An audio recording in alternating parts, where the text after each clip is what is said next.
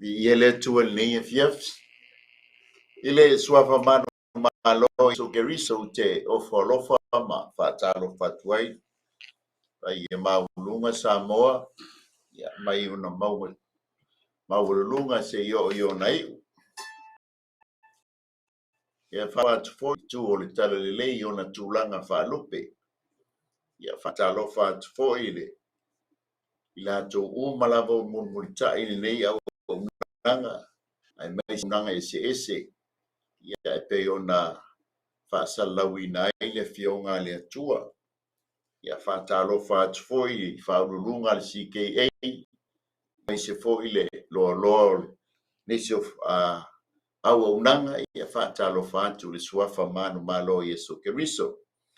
Whaatalofa atu foile sikale siepele Samoan Assemblies of God i pitone sunga il whawhengainga ia mayama ma whatue anu fou. Ia misi foi nei o matua malo manu malo ia whele ma whelila a whtaile lua talo ma le tapua inga. Ia mai se foi lasi o se mato e kalesia ia faaftai talo vi ia lele ia mai se foi oile multai ne unanga faafitele lau to komeni ia mai se foi le sia ino tanto au unanga ia maulunga e pe ngo lele na telton wale tanto amata se pese ia umor pese ina tuina tule sunga ile lele awa o ia vai ia te ina Hallelujah.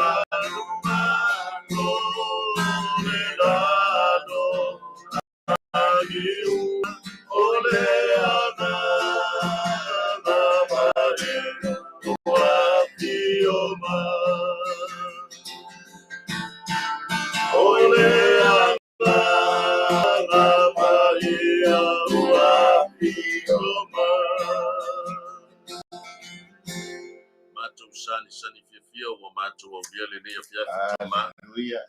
No te inga I lo lofa tu noa sa e li matai mai ai mātou.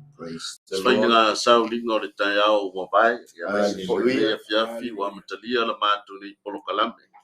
Mātou te vi ia la o fio lo mātou o tua. Ono mele le umona e tapena I lo mātou ola.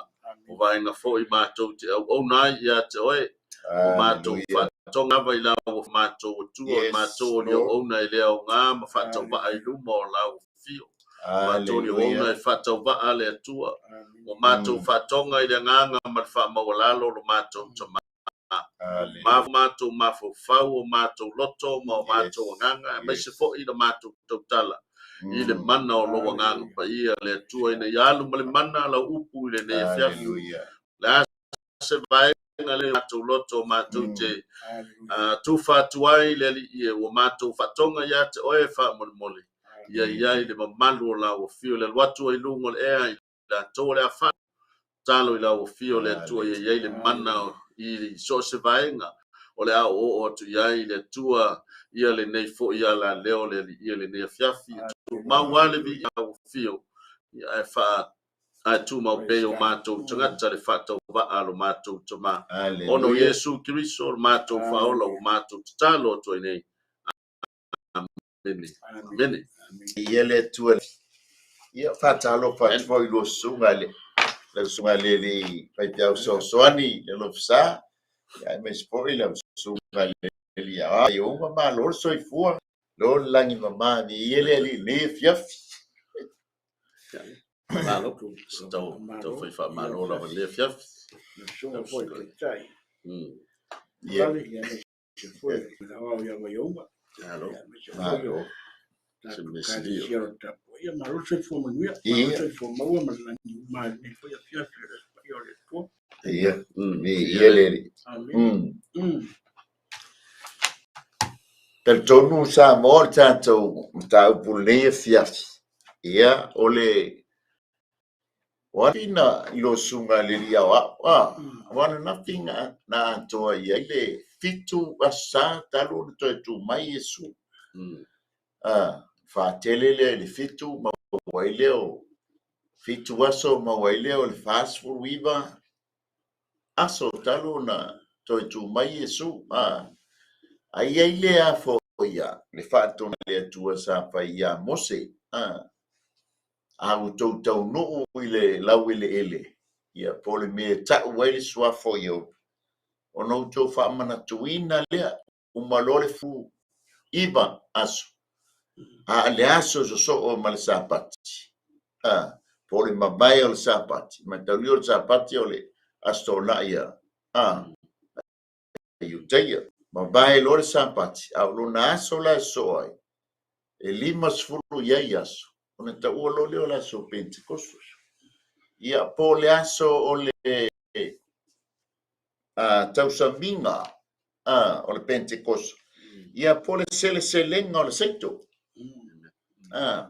ma taulia fo o lua o le pasek o le sele-selenga o le karite o mai le I le Penetekoso ua limas fulu ai aso talo na ona toe tu mai Yesu Keriso na ie woti o le sela o le saito de la piona fa mana tuina sa moa o le tatou tus faitau nei fiafi ia ia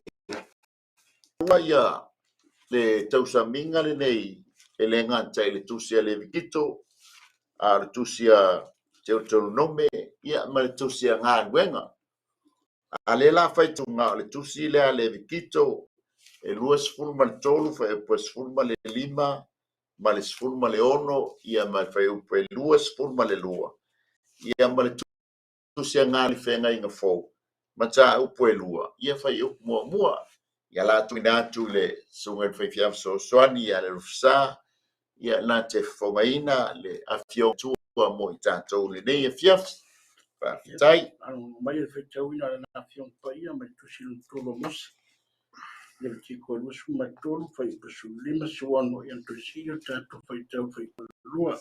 But for my you to fight out Lia Mataliaso and Pito Mai Sapati. Le aso lava na utou au mai ai le fusi saito le ulu. Ia ato tua o sapati. E o lava le aso e au pito mai i le sapati e fitu o te whaitau ai. O aso e 5 o na whaitaulanga ai lea i le taulanga i mea e iai fau ia Iova. To si tātou whaitau le luasu malua a o tau sele fo i sele ngā saito i o tau whanua. A wale wha uma o pito whanua pea i sele iai. A wā foi e te au ni fua mai mo e mātitiva ma le tangata esi o au Iova ro o tau atua. Si tātou whaitau ma le tusi whenga fo ma le tusi ngā ruenga e lua a lona whai o pumo lua. O atu fo i le aso Penetekoso sa iai lātou malava i le mea e tasi ma le loto na tasi. A manuia mai le tua whaitau ina lana whiong pa ia. Amen. Amen. O so if you whaitau ina le tu sile a tau nome suma le ono whai upu e iwa le suma le tasi. Ia e whaitau ina ni vai a sa se fitu. E a fua ona e whaitau o ni aso sa e fitu. Ina ua whato a tu uatu le sele saito i le saito tu. Ona e whai ai lea o le tausaminga o vai a sa ia Iova lo watua o le taulanga e te loto ina whai e te avatu e pei ona whaamanuia o Iova lo watua e te oli fo i luma o Iova lo watua i le mea filifilia e Iova lo watua e tuu ai lona suafa o oe malo wa talii malo wa fine malau au na tane malau au na fine male sa le vi o ilau a ai o le tangata ese foi male wau matua male fafine woti la natane o iate oe kamnia maile tua tusa male faita wina o lana fionga o le tausa minga le la tatou tala noa ne fiafi no sunga vo li awao o le tausa minga o le Penetekoso, the feast of the Pentecost. E fali liu mai le upu Penetekoso e le upu eleni. E mawaile no me la 5 sfu. Mea mafuanga le fai mai e umaloa i le fast food vivas. Po le fitu vai osa. Po le fitu vai osa pati. O le aso la so ai. O le aso le fa manatu wai. Le sales. E manatu le iai. O le sapati le stonai. So o lea ma le aso. O le aso lo na valu. Ia pole ulua i aso o le vai sapati. Lea lana toe tu mai ai e su ke riso. Ai o mai le tausa minga foi leo le Penetekoso. Ai fa manatu i le ulua i aso. O le vai sapati. E se lua.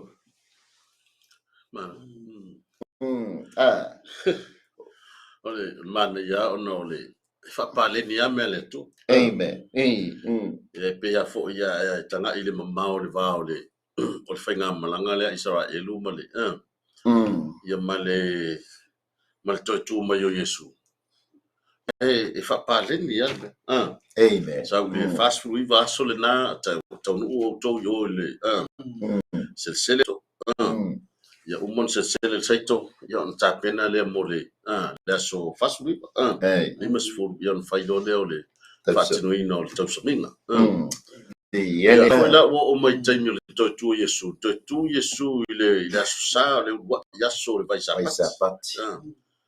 ya le la o ato fo il fast food va talu ona on to tu mai Yesu ya le fu la o tapena ilo ile talenga Yesu o talu ya ai au mai le so ni ya to Amen. ya ina la ta to tanga ia e le fa pe oni mea o so fa fo se I por kala mele tu por kalame ua loa no fatatia mai ai le amatanga pe ia fo yo isi tatu por kalame mai a matatu tata no ai lava upu nei me ua loa no fatatia mai le amatanga ia le fo ila o mai lava le taimi o le nganga pa ia o le ai fatatia e alu ai le taimi le fa pea e alu o le ufa vave mai le Penetekoso la mo fia ko Yesu la la ko pe ku ya ka pe ka ko fu nga ho ya ka ko e fa ke ia ile ya fe le fa pe na le na lo le tu o le taimi ai o le tu o le taimi o mon fatatia ya ko kala pe sa una to so tu lo sunga la le o le lo sunga le a me se fo fa fo anga sa mo e ia ngoa ile fe nga fo o isi ngoa ia o le tausaminga mua e tau o le the feast of harvest o le tausaminga o le sele ngā saito e te maua i le e soto e luas fulma le tolu ia fai upo e fulma le ono pe no ta ua o le paseka o le selenga o le karite ai o mai le Penetekoso o le selenga o le saito o le ingoa lona lua e ta ua va peritania the feast of the week tausaminga o vai sabati e te maua i e soto e tolfa fai upo e lufu lua o le teu nome e sfuruono fai upo e sfuru ma sfuruono ia ma le Levitiko le ana fai tauina ai tatou tusi fai tau e lan tatou tala noa the feast of the week ia pol tausaminga o vai sabati le nga fitu lo vai sabati o le aso so mana tuaile le tausaminga le o Penetekoso o le lona tolu the day of first fruits o le aso o mea ai fou e te maua ele no mela e lufu valu fai upe luas fulma le ono o le lona fa the feast of weeks of the first fruits of wheat harvest o le tausaminga o vai o le fa polo o le sele ngā saito e te maua le soto e tors fulma fa fai upe luas fulma le lua o lona lima the feast of harvest the first fruits of Israel labor o le tausaminga o sele ngā saito ma le ulua i fua o lau ngā luenga na e totoina i le panua o le soto e luas fulma tonu fai upo e sfuru ai o mai li whenga inga fou o na tā ua le the feast of Pentecost o la minga o le Penetekoso o le upu Penetekoso e le se upu e pelu le tā ua le tusi e le whenga inga tuai o le mafuanga la le maua le upu Penetekoso le Penetekoso le upu e le whaali liu mai ai o le 5 aso o le 5 o lo tala noa i le whaasauloto ia ma le saulotonga le winga le upu 5 e fia tato woa i tua pe ona e tau lau sunga le lia o vai unga mes fo le sunga ia o le aso le nga nau ese ai le no umai e kupito o le aso se folu ma le 5 o apipa ma tau lia fo ni tato tala noa o le kali na fou le wa ave ia Israel e leo talenga tuai o le rua ias o le rua masina o le tausanga o apipa o le sefulu piki le mamoe o le sfurfa fasi le mamoe e umalor paseka le sfurfa aso sfuru lima o ngau ese lola iele sefulu lima so o tuai le male masina lona lua o le masina lona lua o kalena fou e ngo ia sefa e luas fulu ima aso o kalena e te maua le mua le tupu e ono ma ta o i whai mua e tango po o le sfulu lima mai a pipa ma le lus fulu ima mai a sefa ua fa sfulu fa Ona o mai le sau le soto le sfruiva fai upoe mua le tango e le va vela so kus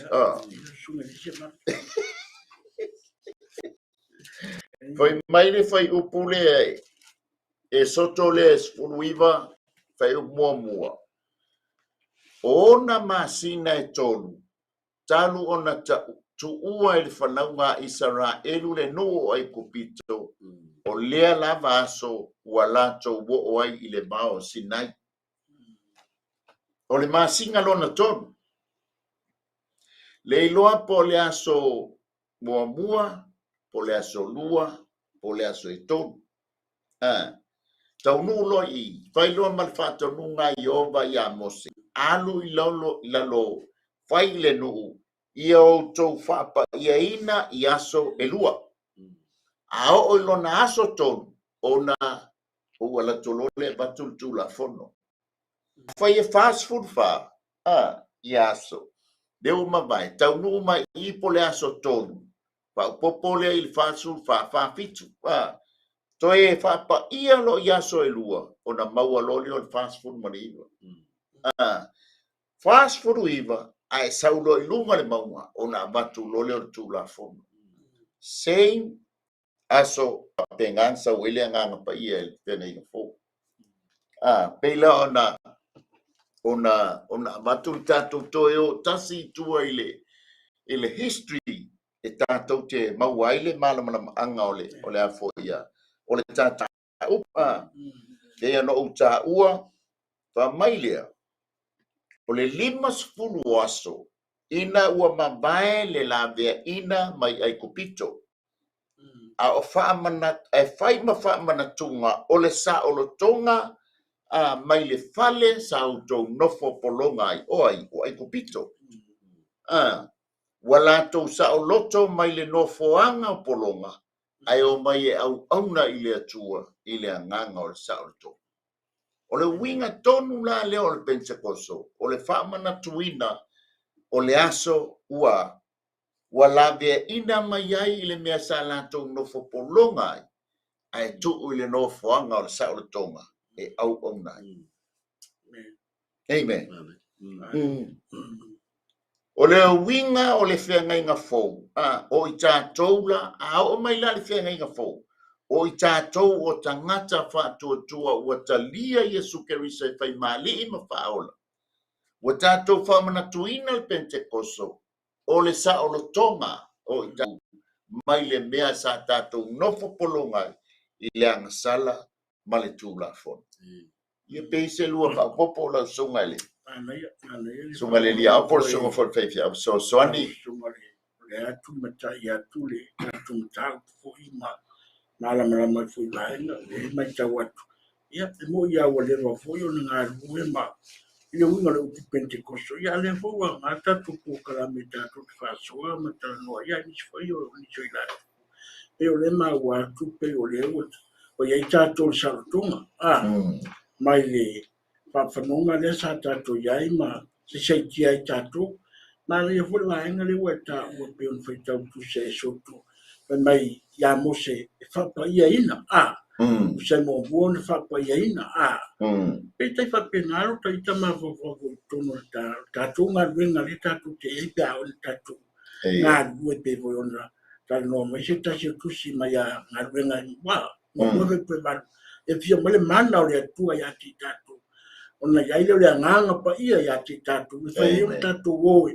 Tāla ia turo na whina ngara wāle e sianga pa ia ia ti tātou. Ia e mai mawale tai mele tai tai tūla i mase pipi po se. Ia le atua wak tai mal whala tleina tātou. Tāup. Ia le atua. Lofa, tai tātou. Ai so ani. Here, pe ana o ta o te o sola ole. Mai mane fo le sauna ngā le sunga ia. Ale ofisale, ia fia fa sofo. Ia wale tātou tau. O tang te pola ia le atua e mwhai ana rui se mai le atua. Amen. Ia wha ana e oa i le whapea tau ia i ngā o se o alu vōrele a mo se puranga ia kai mea lua i koto. Ia le ina fua tai mea o mai i le e oa i le au mainga fo i lano o le tulafono. Sa anua i lano porkalame. Amen. Taimi tau no tu la fono, taimi fai le singa tau langa, taimi o ese mai ai, o sifi atu i le si fata fa ia ngai le si foi pito. Fa wa sa fa di. E andu ai lalo por kala mele tu. I le so no mi noises. E fa beata to ia ai o o le ai o ngi mela va sa tupu. Ai le ai o por kala mele tu. So na to isu so tu. Manga ia le fa so fa fitai. E sa o le leia o por kala mele atua. Sei e te longa tari te mi fa wa sui foi. Wa sui foi. Ai o le manga ia le tatou mata ia. O le kaimi le fa ta tia mai ai. O le uma o le fitu mai sa. O le fitu sa pata. Onga o le aso e so ai. O le e ta ua fa peritania moral after the Sabbath. Kuso o le aso e so ma le aso ingo mabai le sapati. Na kaulia le tausi le sapati. O le sapati o le mau failonga o le whiangai ngā mose. O le mau failonga o le whiangai ngā mose. Ai o mai I le Penetekoso. O le aso le so. Ai na ua toe tu mai Yesu Keriso. O le aso nga so ma le aso mau failonga o le whiangai ngā mose. Ai tu mai Yesu I le aso lona balu po le urua I aso o le vai sapati. Koe o mai fo I lea fo le feast lea of the weeks. O le o le fafi o le foi o le fasu maliba o aso talu na so kua mai Yesu. Ai talo ma le longo. O le aso I 5 sefulu. Ai fai mai. Fa manatu foi pe a mavai le sapati. O linga foi. E ta foi le aso le 5 sefulu. O le tali. Le pa utonua I le ulua I aso o le vai sapati. Amen. E fōlinga mai. Si la fia le leia Yesu. E ta ofi le tu la fon. Ai fa mo mai loa ia. Langa e sa o le leia tu se Paulo ia kala. O le tu la fono wana o se tai tama ia Yesu. E ta ina I tatou ia Yesu. Lenga nga umar sapati. Ai to e tu mai lo mai Yesu Keriso. O lea lai fa manatu le au Kerisiano. Le ulua I aso o le vai sapati. A le a fo I lau fa manatu Penetekoso ia po o le tausaminga o vai aso. O le aso ina ua umar sapati. Amen. Pifo tatala noa nga mai ku la fo o ke le sapati. O le aspalaile o le sapati. Al musa o ala nafi le sapati Israel po Iutaia. Ka o ngeni tatou sa. E se lua fa'apo. Yeah. Nasi pasi wala le. Tau o me tapina ina le tu. Le ia se var vaenga. Na uma so mai ya kaiba I masfulu ya awone mo sia wa tatu na ya tatu. Moelo. Sujo. Ai man na ya le ya minga Yesu le na kaiba so lo man di masfulu. Ya fa mo na ki di versa wa le tua pe ona ya ia lo la man ya o menga fu tatu tau. No, fa tak man to fo ye le pena e ta o sapati e se sapati. Ya, man to fo ila ye ole tangata mo sapati po sapati mo tangata. Ta pena ina le to sapati mo chato e fai malo lo. Tu so ina e se ta o fo yo na vaenga. No winga. Ya ole a fo ina ole fa pa ye ina e tangata I o lona ia mafutanga male tua ma lo lava valata male tua. Ke uka ko kusi le lima ya Musalemi ya ke ni ropo fela ye Po vele ile tu. Pero por aí ale ya Musalemi ya tali todo tangata ya I lona tali todo o lai boni lana ya sapati malana ya fatu tu langa le sile me o pesiela la o kusi le lima o si po waji sapati boni ya fela Ele ye o sapati ai tapina ina le tu mo malo lo. Amen. Ta tu te malo lo tapua ia i le ia pe o sa una so tu lo suma fa ya o le me foi le o ngo le ia i le te mine i isi tali tonunga i le map leanga o mai ele nu po le fafanua o le peina e tā ua o le kaimia le atua e so important i le ali o longa kaimi langa i ole leia le taimi le whenga inga tuai e whātau no o mai o le whenga inga fōu e leo maila mai o inga ua ese la susfuru lima o apipa e lua aso ai tau no mai lo i sami ula makaulia o leo mai umal paseka so o lo mal tau saminga o le o me ai fa feteina e tau no mai la i sami ula pa mai le tala tus pa ia ua lua aso talu na mabai le paseka mataulia o le tuli atu le upo Yesu e to e fo o te iai le fo le lawele o te maliu e to tu mai le stones tu o le ala iai le talitonu ma le skol e tau no mai le no i le sami ula o le mele o te mai tau ona e lata le sami ula i o ko losi sami ula o lai le tau sami o me fafete o le ata o le tanu mia o le no e ai fo ia mose le si tu wa o le asto e toe tu mai ai Yesu palasi onga te palasi o le whenga inga fō exactly the same time ele ia le mepa le atua ngai mai tau mai le ngai le sami ula ina ua tu mose le nga pese ai mose pai tau mai lo inga lima sfu e o mai la i le fo in mongo sinai ua pa lengi le lei le taimi le atu mamao ke le oi i fe foi pe pole no mamao ke le ngunga koso ia ile isi tangata le mepi o le anga a fa ye lima sfu waso le palenda le atu e kau le mongo sinai o i ton wale le lau ele o e foia o sinai le e taimi le ia le map e oso e kau ia i sinai o ile aso lima sfu talu ona tua elisi tu o le vai le la tato wo ye lunga le mongo sinai le la tato wo fa mai ile e te mo i oile e soto na es fulma liba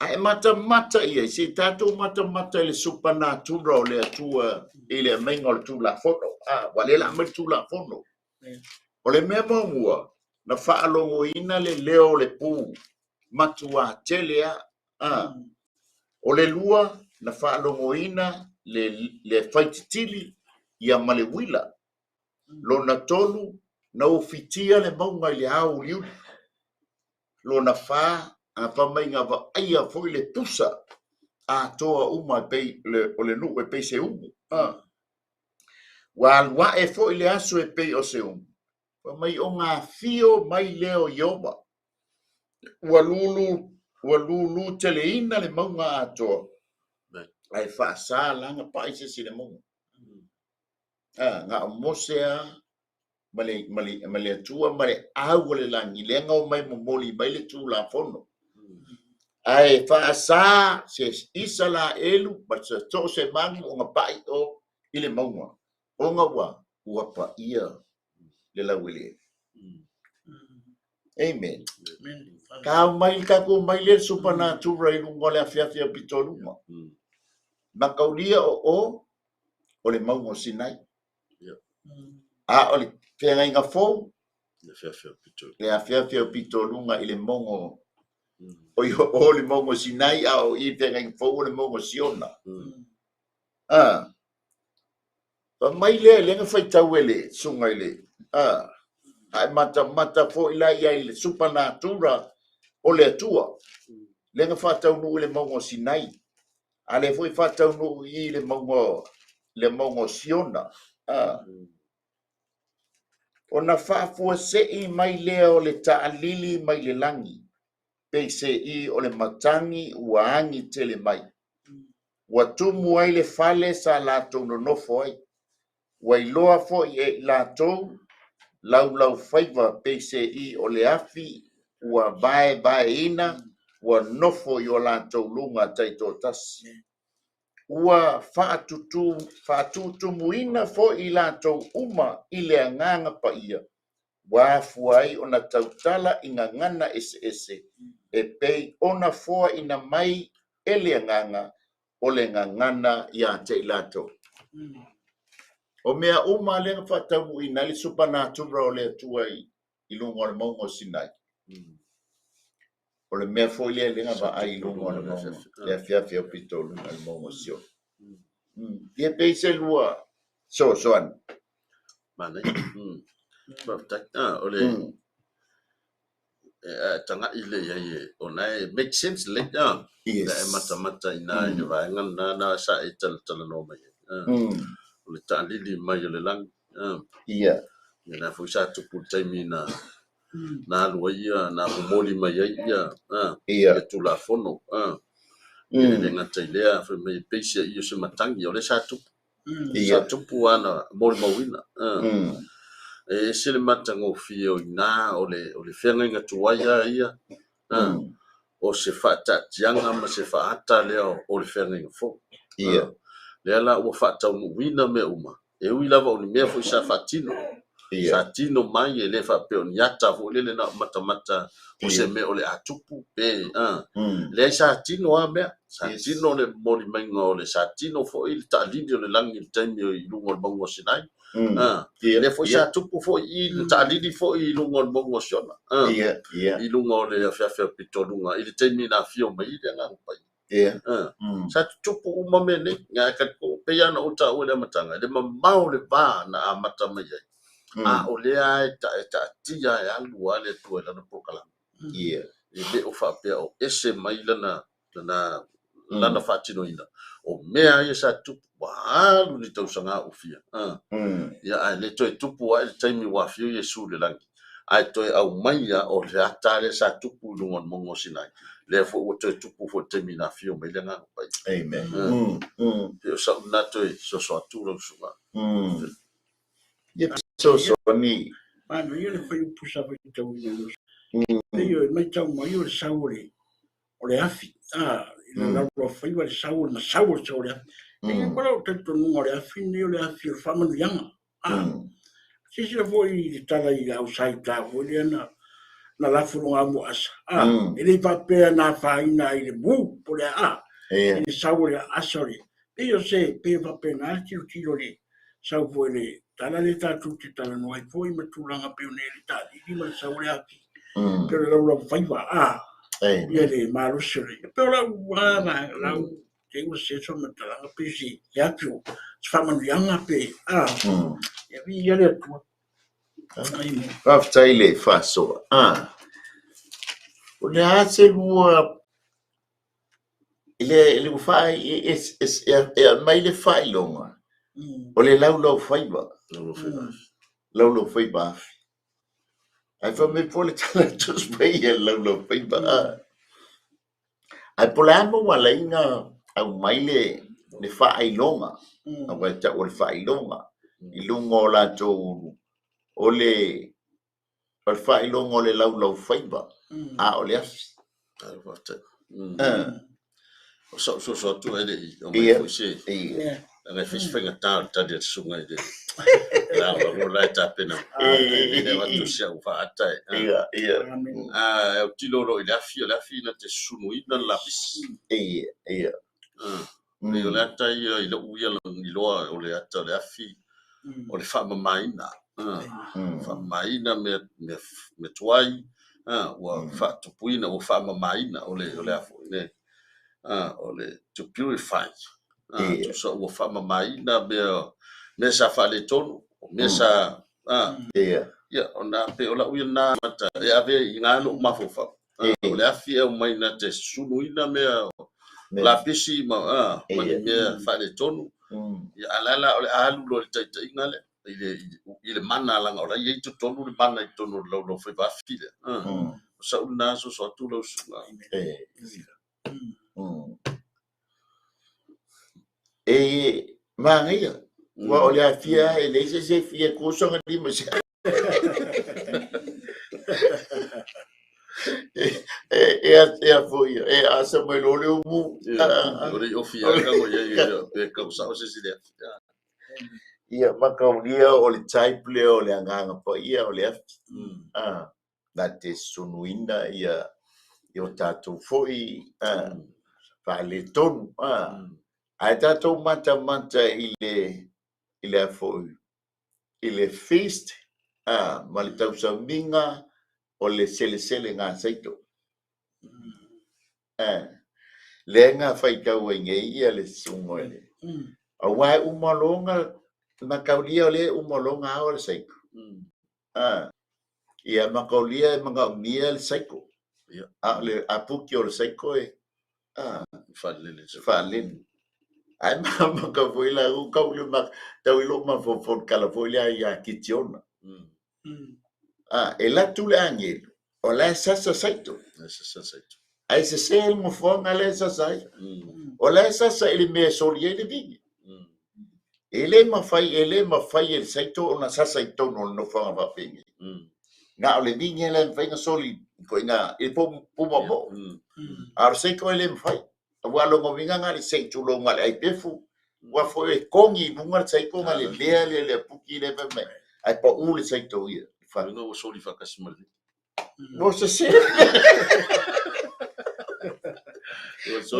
wa kul banga le soli vingi boy o la sasa va ia kama amen wala ko se ko la utala la a foi banga haule bine o nga ame ole puti su e pe o se fa pe ngale nganga i o il fe nganga fo la me ngalenga mai le lau favor le lau favor maleaf ma poli o saito o le me ai o le me foi nga le maka kui o le lau favor le se me ko le lau favor lo se tu lo mingo le ai pa pe nga umala o saito le o le me kausan le foi ele tala foi le lulu saito maloi mata ai te foi male alanga fia e ma ngai a foi nga e fa stau ni melenga lolo ia e foi ia yo tan ai se ka ko i se skai ale la mata o ile laulo faiva le o ku mai le e ma ai foi se sunu inai a fa le ko ka ko lo ia matu ia pe na sa tanto vi tele si va pese fole le da fila pa ia file da dia vi tanto si va pese da ma io non pit ia ma fo le un po lampese ma le fo sa fatuina lampese e se foi le matautia ma le sao le le pa ia o le afi mana ia ia ia si me susulu ina me fale to na le Kusala le kau ke babai lo domingo al secto la me a con ormenga wala ka mai o le lo foi balanga o mutu ai ele foi tanto no le mafo le me foi lenga pa ele tua ya mose au ange e po tal papa anu festa lai tala le papa ai la kula malosa selva ole mele ia kau mafai ia fa o ngalunga longa fonga e tautala i papa ai taule exactly the same o tato fonga o le ala mo moli ai le fe o le a le ko e sasa ska ko a o lo fonga fetalai o le ala mo moli ai le ala mo molia le fina o le tua pe yo se hatanga patu manatu chega ko vai pola me ngalinga ave ole mataulia fo ole upo le tua ole locos ai upo feta lai le tu ole rima so skevsiano it's tawana tato mo se rima mai le tua ole upo feta lai le winga tonu langa ole male laulo faiba ole o le upu fetalai o le upu tustusia nga mai o le upu tustusia lenga kusi le papa kusi le papa tu la fono ai a mai o le upu fetalai ko kusi lea to tusi o tatou lotolo Amen. Ai ngana. Leo Ia peilang le tatou ia le tatou whasoa le fiaf o ulu fale mai o lungo le mongo Sinai o le ulu fale mai o le tula fon. Ai o lungo le mongo siona le whenga inga fou i le aso Penetekoso o le fio mai o le ngang pai. Le ala fa mai ai Paulo e a le tusi e fasioti ai a le nganga e whao. O nga iai le mea na tupu inga ua fio o nga wasau mose ma papa maa ielu asau oi foi tupua le le ala fa mai tala tuspa ia na fasioti ai le tolu wafe tangata. Ai a fio mai le nganga pa ia i le waitai ai whao lai nai le tolu wafe. Ia peise lua so anine. Amen. Malo. Faftek. Ole anu pa mo phone lo fa ba. Ai tilo ile lo fa ba sa mo mau ye tangata sa tu mo fafo. Ia. Sa mo mau ye tangata sa ba ai ia fo linga ia o fa mai o pe o se lo fa ba. Ia. O tangata ia le sa la to mo wina mele. O inafo ila tu se pe ona ta ua o le faunga ina o le ata o le au mai o le mana i fofonga ia po o la to fo yo le afanga ngana ina. Amen. E fai ma fe au tala le. Le ala o fena ia i le Chicago Petero ma ila to sa nofo mfata tata le sile me mana ia li tatu ia i bainga le. O le talinga o le fata talinga o le ngang. To tele fa me to fia e ova ku mar fia li masala la to sai ai ai o el time na fio mai ai de fia ngata busfu ila to sai ai to normal ila to ya le si foi na va ngata u fo ile o le fio mai o le nganga pa ia o le ola fata tali o tangata fata tali le time fa man wi ai le tu ia to Amen.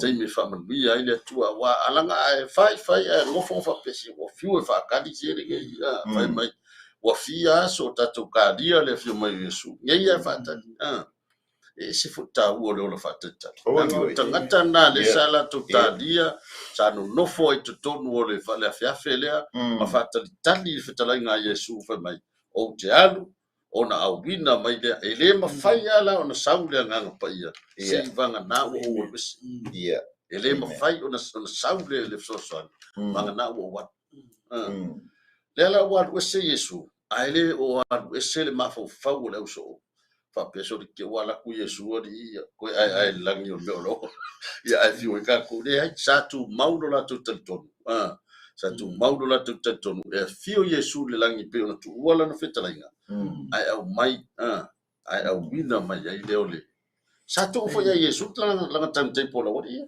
Yes. sa tu fo Yesu tam tempo fa kat kadi Yesu fo so ke be se ko ya nga mai le ole nga pa ya sa ya sa ya na se la tu sa fa pe ona le la sa eta ua le susunuino nganga fia maloto maloto fa inga tawa o tamanga le nga ina o loko o fiu kui ma le fa inga malu e due saule Yesu o Yesu le alo le tua ke ai ko ngi ku lo nga wa mata lo e pe teu dengan wenga le mana le nga pa ya lo ku pe ke kala o Yesu tangata en ko fa ka ko sa ka o ye tonu nga o le alo le tua Amen. o le ko fefe pe teu ma ngai ya yo le ku si fa ta Ia. pa maka o le yo evidence o manga fa tau le ngal wenga na lua wa tau tino ina pe teu o Yesu le na wing o tangata le sa tu fa tu wina sa tu fa tu wina sa tu o ia tonu al nga le alo le tu. Amen. Sa una so tu lo sunga ke wa mama ese. Dia ngai lungo le. Lo sa ke la. Ia pesa so ali. Yo proclamo fasua. Manda ia fasua. Mara wa uma bespoli.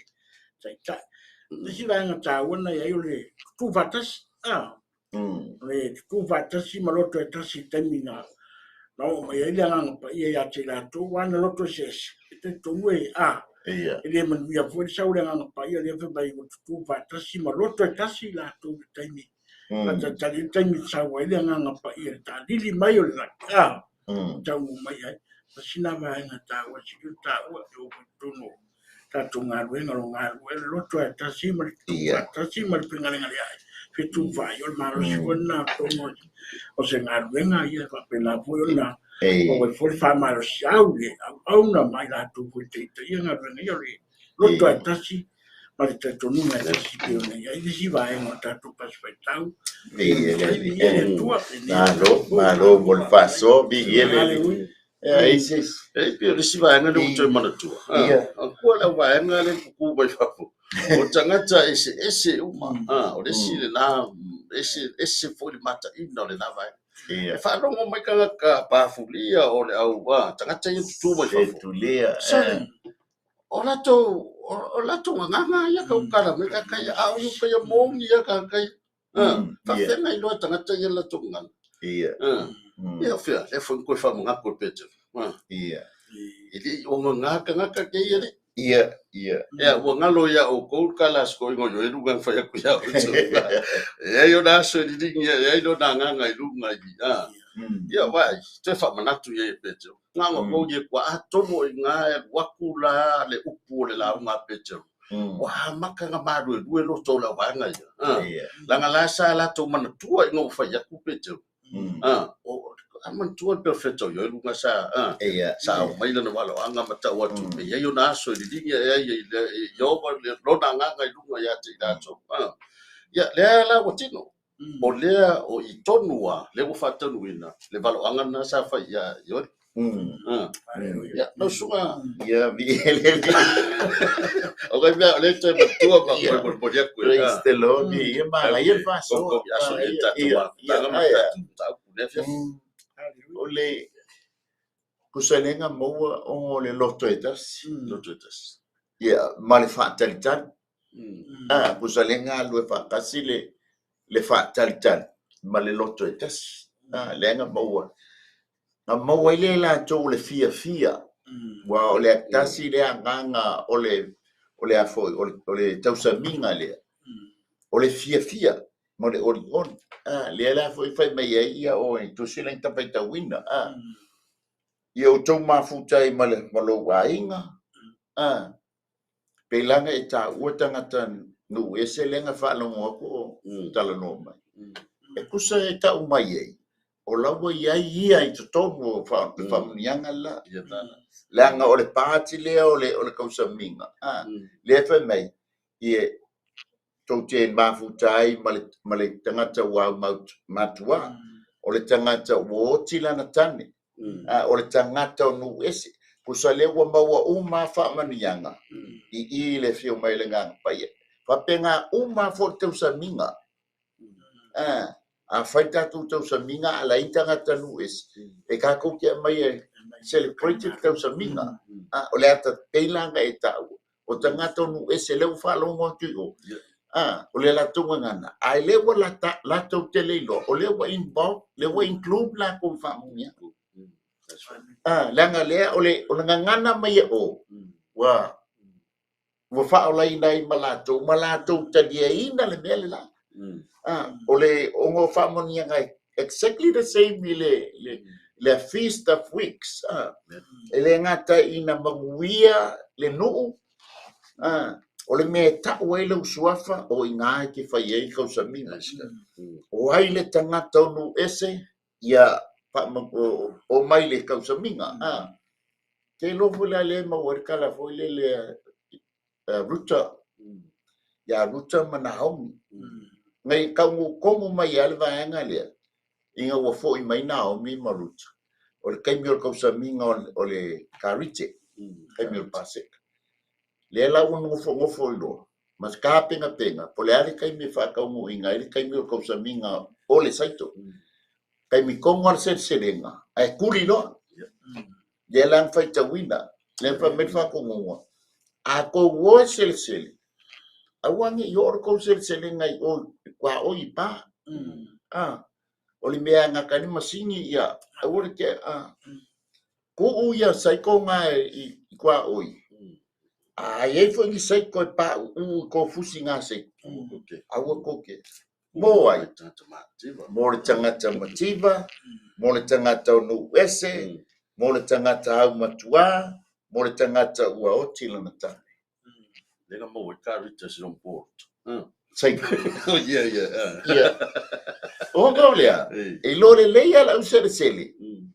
E ye fo le fa sa la ko kai be sele ai. E sange i o ngaya. O le lato o le tu la fono le ale tua fai la usere. O le au fatoanga. O ngaya. Ia maua fa mo yanga. Exactly the same you all me venga me. Wale lo la wali ai lo o lo include la ko oile. Ile fa mo yanga. Mo sunga o mantua le tala le si fai fea. O le tala o sa no fo lo sunga. De. Fai mai na ye le si fata singa sa ia I totono o se vai mea o Europa. O se fata singa o school felisi fa le nganga te ile o fai mai le sa tai tai. Ta pena lo roto Italia baptiso nga le nga pai. Ia. Fai mai o kau fai alu ai runga le leo tangata ia malanga vivi bale tau tala ngana ese ba. Me ke lia le langa fa longo fa longo. O le upu le fa fetai le tua vi ia hoi. Ki lia le langa fa longo. Le ngana Langa nga pau le upu le ngingo mo langa fa longo. Io sa mo. Ele o lopo filme le sa wai. O inala le fa mauni fo ile. Fa mai man ia o le na o nga. Man tuo ia tonu se mea. Langa ele tele sa mo na ia tonu le vai na le. Ana man dino le langa fa longo upu. Nga ia ilo ai. E papatiso nga pe fo a bele tupu I. O laina te mori mawina le papatiso nga le ngang pai. Amen. O tau tala I ngana ese. Ia a le la vea me i ngana le au sa mo. Ia ngorga tunga nga le fa manatum nei vai yaso. Le vai yaso Manatum nei vai yaso. Ia la tato wa to filenga me le li o tato fo ngana. Ye ke o tato tu mo le li. Ba langi. E ba kwa. Lega va kurga sa bobo Ole maneia ole tau saminga le ele ngata o se fa manuanga ile no au se fa manuanga mo tatou o tangata o no ese le langa fa manuia ai ia ruta wa le foi langa alu ia poas o fa manuia le ngata inga mau langa saito fangailo na ai ia a o ma futa ilo mana no fo poas le fa lau mai ese fa na o tabita ia ma fa solo mai a se o mai ngapa o Yesu o le plan na le tua e tu sai male tu sa minga pe o tatu fa mana tu ina le yaso o le aso ni a to ye le limas furu aso taluna to e soi fu mai Yesu ke riso na ye watch ye la fa mana tu ina ye pe na ye le tatu fa soa ai ona ta fa marta to mata I fa man yanga e ala inga na ule tua e fa manuia Wai lo si la fia ele tua e o lo yo e awangi ngalo se me moneri wai ele kai minalia ele mafainga e sau ke alu ile tua with empty hands e ka kawanga ye se mea kuso o se fainga na lofa ele o kasi foi langa ta ole afo le asonde tato te fai mea lofa e pe ona fai mea lofa mai le atua ile lalula ele ngata ilo nalo ai ole nganga pa ile ma fu anga le fa mai Yesu ya petel wa foi mo fo mai Yesu ia Petel o manga o tele sa tange lu ya te o to e pe o se o te fa tonga o no a o ina e tu lai mai o nga e fa malosi le i uso fe la ia ku lai mai a Petelu pa nga na ina pai mo e fai la un o le aso Penetekoso amen pela ni tatou tele no ai ele tatou fa soa le neia fia fa mana tuina ele ngata i fa manuanga ele no langa o le tu la fono lenga abi no a to wo i o ele ngata i no to manuia le au sel o me fole lenga i lo le leia ta vita lenga tu le nga anga au ngai o ia o fole ngol ko inga fole lo ngai ngol va participa participa de ai ele participa que conhece o Jessica lenga sa lenga sa Roma ko skuli mai ko sa mai me ai lenga kai ngol se lenga le kuli tabita ale la tatu te mai ai nei fia fa mana tuina ile nei ya mai yasu ya pole nei yasu le fio mai o le nganga pai ia muli mai o le tala Yesu ya Petel awani o tu ua Jerusalem se o to maua mana o le nganga pai o le mea lofa ya te o to o se peso soani ya te o to e ui lava inga lewa toru male afatausanga o ngā lulue Petelu male ali anga sila fia le leia Yesu Keriso e mana o mia e Petelu e mana o mia Jakob le nganga pai ile fio mai o Yesu Keriso lalang na tausa ili se no fonga so i fua mai ai nga maua le nga alfale o manu ala nga luenga tele le a Yesu Keriso nga fai inga ia maua se fale e a fio mai le nga pa ia wa mautu le fale e le fale fa fetai la pe na e taua no taua ele fa pena o te salaulo fulu sai lungo le afia o le moni mau e lima se lau nga i ai leo se no fuanga fo tele wana tau fo ye o ile malanga ye ai o te fa fetai ono tangata ia na ono sai ono pelana na luatala no foi ele ngata ile fa tali ai o le kaiminga tasi ai le loto ai a fio mai malanga nga pai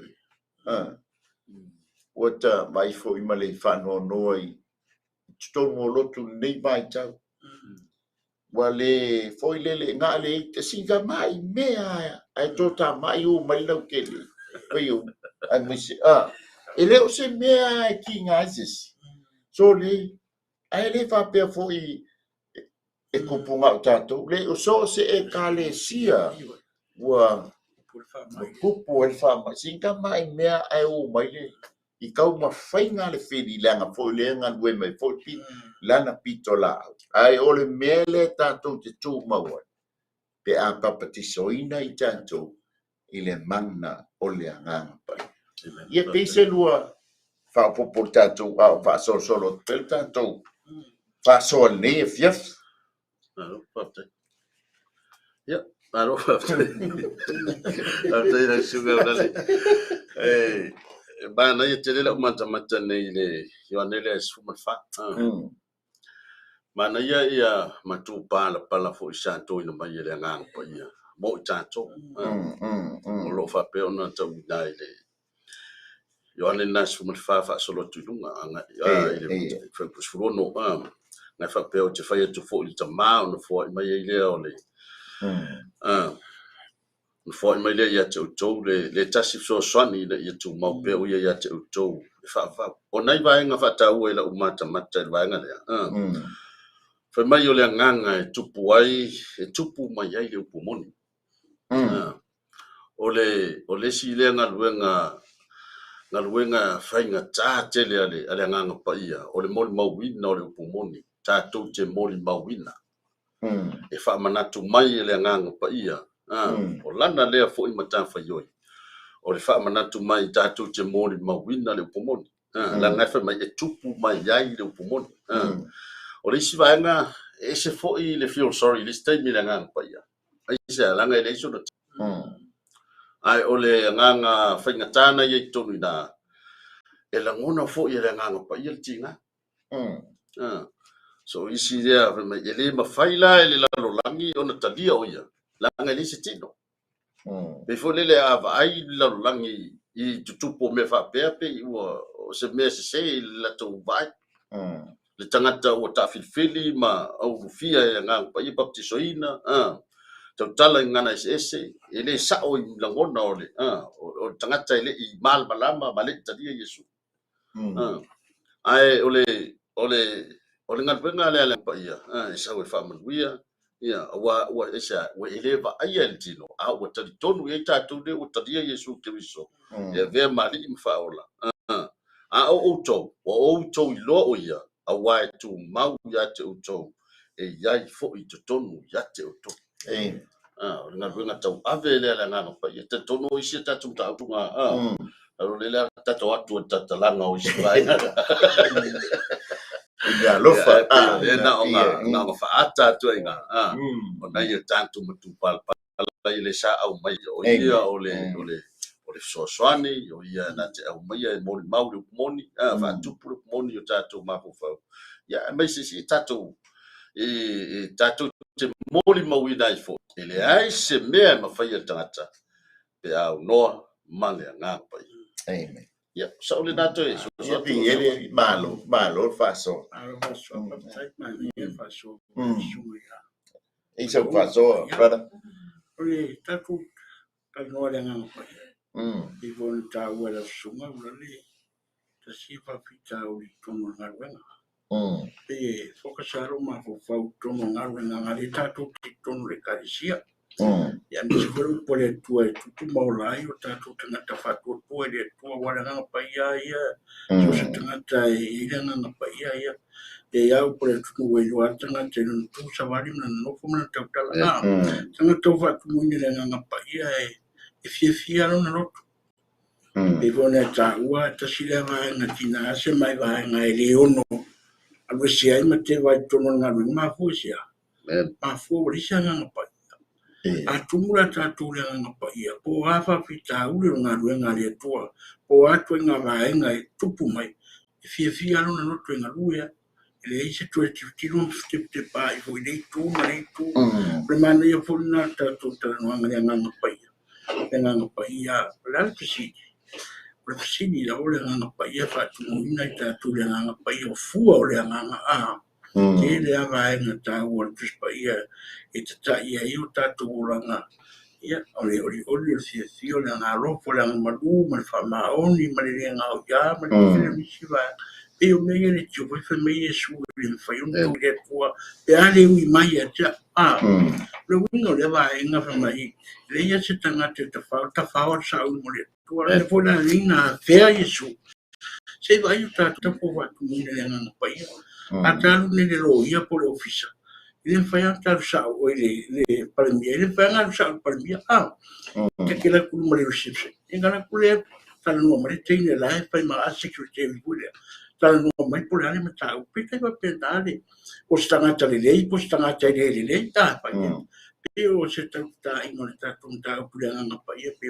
na para que ele fosse suma ya pa uma me se fora suma treita so se tangata o fa tu ina nga pa ia o tangata la na ile to malue le to so mulio afa fita uli pe vonta o tatu a un al povo le sa tu spaia sa ta o era sunga foi o sto fas freud na o fa no longo tinga ma le ai ta to ma fa tinga nis ma ia fona mata po nga o mata ta ile ta to na nga ile to ole mas anga foi le ta oi se foi ovviamente tai fai au ma so fa ia wa le ia sa ta to ma fusa una le una lua fai la se me le ila si to lo so a te va no pa pero pra ka uma ka oi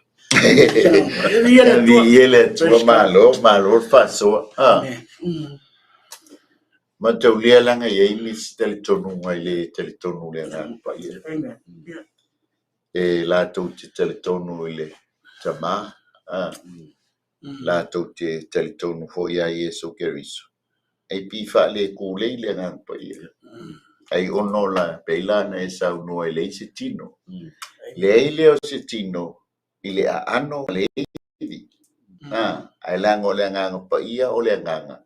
E foi lo na tino. Ele mafai e fa le me le fa tu sa ile matangi. Because we can feel the wind. Pia kau ke la ngonga makangi pia pa i mai le makangi lu tantu tino. Na fa e pelo kama ruak. Ruak. Kau ke loa le lue o le la au. Onga o pa i ele. Ke lana. Ele iso na tino ile natural ile ano maleivi. Pe o tanto tino. Ai yelo na tino le lona malo sianga. E mwhai e ona e ba ai atu le la au pe o wale fatu sa matangi. O le Penetekoso e ta ua foi o le tausaminga o le seleselenga. Pai ta ua foi o le anga o le tausaminga o le aso o le whaafitai. E mana tua foi o lua le tala foi lea Yesu Keriso na whai ona so. Wa o le ta ua le matai o iwa fe tolu fito le tolu iwa, tolu manu. Wa fetala i atu o ia i ona so. E tele le saito e seleselenga. Wale ai se au whai ngā nuenga e toi titi. O lea e o tau ai o i lea li e ana le saito. E seleselenga ina ia au ina mai e ia ni e ngā lulue i lana saito e seleselenga. O le seleselenga la lea ta ua i o le vai aso o le Feast of Weeks. O le taimi o le seleselenga. Seleselenga saito i le taimi o le whenga inga tuai. Ai o le whenga inga fōua fi o mai lea nganga pa ia. O lana unu wa i seleselenga le nga tuai pe telu malaunga. E toru wafe. To e saule sia na seleselenga e lima afe. From that time say yo mai kaimin ye o le fai ala na seleselenga. Te lor tātou ngā luenga le fai. O lo fai le tātou seleselenga. Amen. O ai lea nganga e whaolaina o le vi inga e whafo i lea li. O ai lea nganga e whaamarusia o le vi inga e whafo i lea. Langa o e whai mai le tala tuspa ia. A whai te kango e seki mai sesi sa tulou ua whaasolo na i lea. Whaasawina la lona nganga. O le aso o le Penetekoso i whenga inga tuai inga ua mai le tūla fono. O le aso whanau lea o le iutaia. Ai o le aso whanau mafio mai lea nganga pa ia. O le aso whanau lea o le ekalesia. Leu tato ia. Ai ono le tata inga o le seleselenga. Langa o le whamana tuinga o le seleselenga. Lea la sele saito i whenga inga tuai. Ma le sele saito i le karite. Ai o mai le seleselenga le whenga inga fō. Oa, o nganga. Tau mai e vi nei e fiafi. Tau no tātou whaasoa lea nei e fiafi. A pe se lua wha popo. Ia ona wha umatu ai leo tātou whaasoa nei e fiafi. O tau wha amara tātou tei. Ma lo whaftai lau sunga. O le me pito i siri ama tātou sangavi ia i le atua ona o lona anga le lei e le tu fawina be tu la foina i tātou. E le ngata ua fio i le langi Yesu. Ua uma foi ona pokalame Yesu i lona usoo ma ia talanoa ma avelan wha malosi. Vaenga uma lena tala Yesu tapena o le lato oe. Lei la langi. Pe ona iai le tātou Great Commission foi lea. Nai le ole ai ole o nei vaenga uma talanoa Yesu. E tau nuu nei mea uma. E le mawhai ona utowo na o oto. O te alu ona wina mai leo le nganga pa ia. O ia lea e fio swani ya te uto. Mai o. mana ia o le talitonunga la lea o le talitono o le ausoo ia Iesu. O le talitono o le ausoo o lea latou te malanga ma le agaga paia. E leʻi faafitia ai e le ausoo tigā o mea uma sa tau ia Iesu.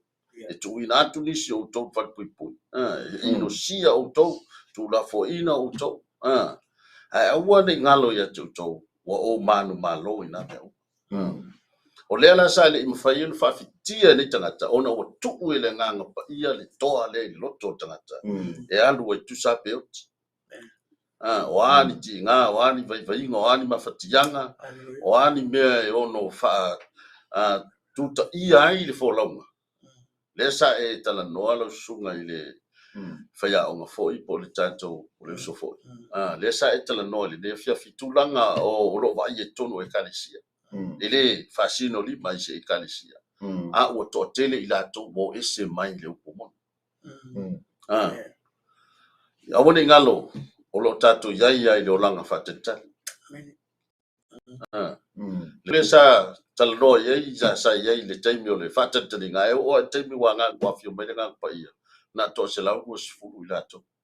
Ai sa ua tele i latou ua faavaivai. Ina o se toe soso atu ma se toe popō le tauau lenei afiafi. O ani faafitaulia ua neʻi galo iā te tatou ona iai le agaga paia iā te oe. O lea iai le agaga paia iā te o lea ua faamanatuina i lenei vaiaso i totono o Isaraelu le aso le Penetekoso. O le toe faamanatuga fo lenā i le fa le atua. O loo iai le agaga paia i totonu iā te tatou. Ia o sa'u lenā soso atu lausuga i le tatou faiaʻoga ma se foʻi le suga lagolaga ia le malo faafetai mo le paaso. Ia pei sau soasoani ia viia le atua. Ona nei fesiligia i nisi po le o le ale me o le agaga paia. O le agaga paia o le asi peresona lea o le atua. O le atua le tamā, o le atua le alo. Ia ma le atua le agaga paia e tasia le atua. E pei foʻi o oe ma'u. E ai o tātino, e ai o tā mafaufau po loto. E ai foʻi mo tagaga tuse toga o tāua. Ai tasia ia tasia oe tasia. Ai ate oe iai lou tino, iai lou mafaufau ma lou loto, e fai ai lau filifiliga. Ai foʻi la ma lou agaga. E faapena foʻi la le aiga atua e tasia le atua pe oe tasia oe. Ia e tolu ona persona o le atua le tamā, le atua le alo, ma le agaga paia. O le agaga paia la le lena matou talanoa ai nei. Ono o le promise a Iesu Keriso sa fai ona so. E pei ona e faitauina i tusi paia. O te hai o te tuisa. Lia la e faamanatuina i nei aso i lunga sa i le whengainga fōu o le taimi i na ua mai le tūlafono. O le whengainga tuai, al whengainga fōu ia o lunga o le afiafia o pito o lunga. Ia lena afio mai ai le nganga pa ia. Pei lau na whaamanatuina ai nei aso o le aso Penetekoso, o le aso o le seleselenga. E le ngata i le whengainga tuai o le seleselenga o le saito, ai o mai i le whengainga fōu o le seleseleina o nganga. A le fesili mo oe maa. Nga le fai mai Yesu. Ua tele le saito, ua sina le saito. Ai ua to ai titi le au fai ngāru. Ai o le fesili, whamate te fia avea oe ma se tasi o le au sele. O le lalolangi lea tātou te iai, e lua fai ngā malo. O le fai ngā malo a le atua. Ala e foi tau fai mai le ti apolo i lana fai ngā malo. Ai fili oe, po fele fai ngā malo, e aviai oe matangata sele ona ua tele le saito ua sina le saito lo tala noa i nganga. Ai ua to ai titi le au fai ngā. Ai a fai foi na e fia i le li, a ua avia foi meo le nei o langa ua e toi furitua ai le li. O lo matala le fai toa o oe ina ia vea pea oe matangata sele langa o le fai mai Yesu ai oi i le ana le saito e sele ina ia au mai le au whaingango. Whaftai le atua o i mātou ta nei po uso nei po sunga ia li au. Ia whai oro whai ana ngā wenga o le sele ina ia maua se nganga e avatu i le li. A whai te mana o ia vea oi ma se tasi o atali o le atua o na taulea o na bele o tangata e te halu e tā la ilfina ngā lo le atua ma lulu saito ma sele ina la saito. O mātou fia e whai se talo le nei e fia. O le talo lea, o le talo le wha o le tanga. E te talia ai e sukeriso e whai mali i ma wha aula. O na ta ua lo leo o a tali i ma wha naua le atua. E pei ona whai mai aile yoane mua whai o pesfuma le lua. Au i lato o lia o tua i lona suafa. Na ia amatu i ai o lea manuia e ta ua ai i lato o wha nau a le atua. O i lato e le o le tino na wha nau wai, e le o le mana o le loto po le mana o fo'i o le tino. Aia a o lea tua lava. Io mātou fia whai le talo ana whai tai mai lea i upo le nei talo. O le teime umai lau talo. O le teime fo i le tusia i lo ngoa. I le tusia le tamai mamoe. O lo tala mai i le tusia le whaalinga. Puno mai lo wao ia lau. Ta ina la mātou whai le talo ia e whaatai mai upo le nei talo. Mātou whaatai tele lava Yesu i lau upo le nei e fiafi. Ua oulo ai o ua le tangata angasala. Ai te tala atu lo uloto i a te oi Yesu. E whai ai oe mo walii mo u whaola. Whaatai tele Yesu i louta lia ina o a. Ma wha mangaloina a uangasala umalama. Ma mea ai o a. O se tasi o lo au a inga i le langi. Ia vi ia pea oe. Yesu e whaavabau. Amene ma amene. Nganga pa iae. Wa e sila fia le wa whaia le talo le whao le tanga. Si atu lona lima ia te oe ma lona loto. Wana ia ai oe Yesu ke riso e whai mali i ma whao. Yesu wa umar ngā wenga le tangata. Au oe nganga pa iai lau pito la au. E te whaamanuia ma e whaamalo lo ia te ia. O hai fo i se tasi le li ie ua malepe le lua whaingainga a ua maua le nei a manoa ua whai ai talo le whaoletanga whaamanuia to e whaatulai ia ma to e a fua stai a faumo oe malo ua lata mai. Whaafitai tele lava ta maa fo i a te oe le vi ingo na oe. Amene ma amene.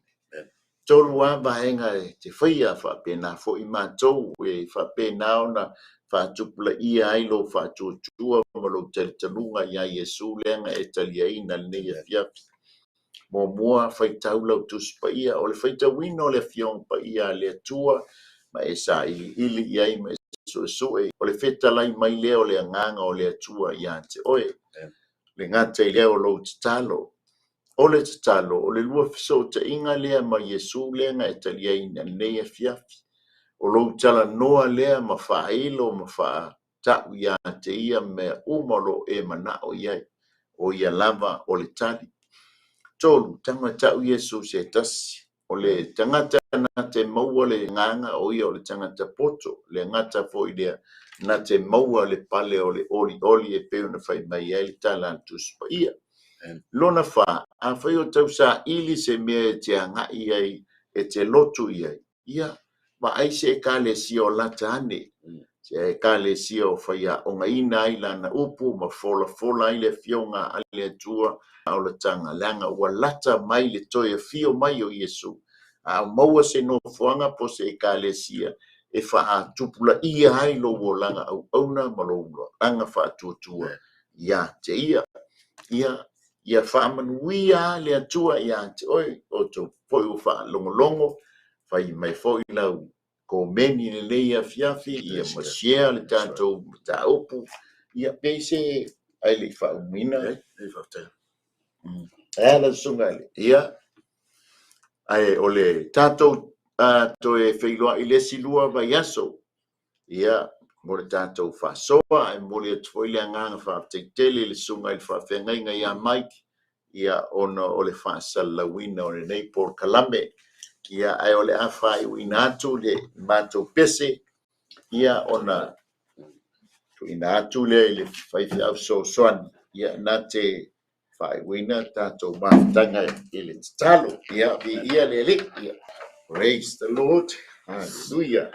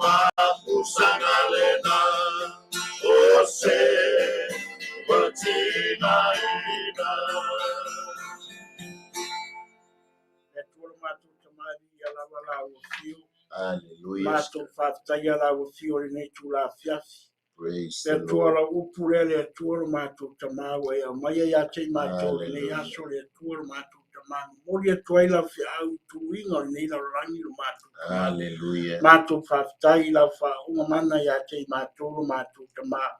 Mato whātai fo inisi wa vele nei po kalame ma me fia e whanongo rongo ai. Wai fo se nganga le tua nei a fiafi wa talia la whaarutanga le tua lo mato tamawa. Ia vi ia la o fio lo mato tamawa. Mato taro fo le tua lo mato tamawa. Pa tai le tua le tapua inga si o mato e karesia mai lava i le au na mai fritua.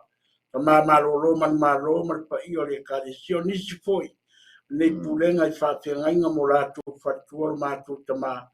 Lo rātou wharongorongo pere nei po kalame e maise le tua.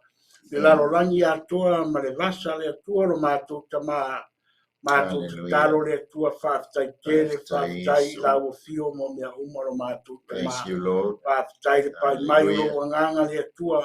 Whaftai foi upu matala pe una mātou whaitawina la o fio mo pa ia lo mātou te mā. Ia maua runga ai sovi inga lo mātou te mā. Mātou talo ia mātou whare tonu. La foi se whamtalanga le tua o mātou mo moli le tusa mara o fio mo pa ia. Whamangalo I mātou sau ina I tōtu pa ia o te mai mamoe.